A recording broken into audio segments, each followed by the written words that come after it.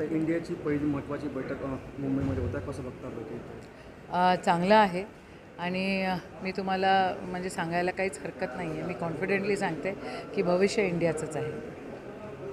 ताई, सुप्रिया सुळे आणि पवारसाहेबांनी वक्तव्य केलं होतं की आमचे नेता अजित पवार आहेत. या वक्तव्यावरून काल गुंजासुद्धा झाला, कसं बघताय? नाही, आता ते कोण त्याचा अपभ्रंश करतो आहे हा विषय नक्की आहे.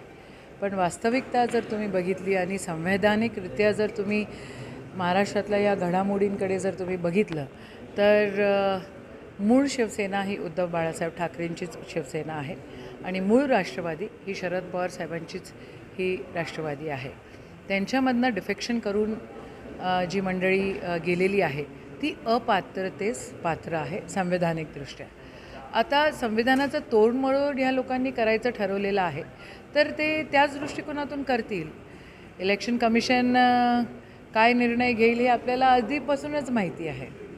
असं आहे की सरकारच्या ज्या एजन्सीज आहे हे सरकार म्हणून राबवतात. भाजपमध्ये दम नाही राहिलेला आहे आणि म्हणून या सगळ्या गोष्टी अशा सगळ्या होतात. तर ह्या सगळ्या गोष्टींचा निषेधच आहे. राहिला विषय शरद पवार साहेबांचा, तर मला नाही वाटत की ह्या वयामध्ये आणि ह्या परिस्थितीमध्ये दोघंही शरद पवार साहेब असो किंवा मग सुप्रियाताई असो ते BJP सोबत बसतील. मला नाही वाटत ते त्यांचा मूळ विचारधारेपासून दूर जातील आणि समजा गेले तर त्यांचं त्याच्यामध्ये नुकसान आहे.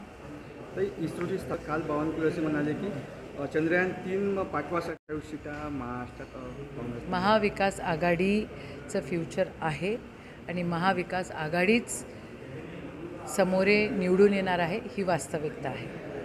आणि भारतामध्ये इंडियाच त्या ठिकाणी येणार आहे ही पण फॅक्ट आहे.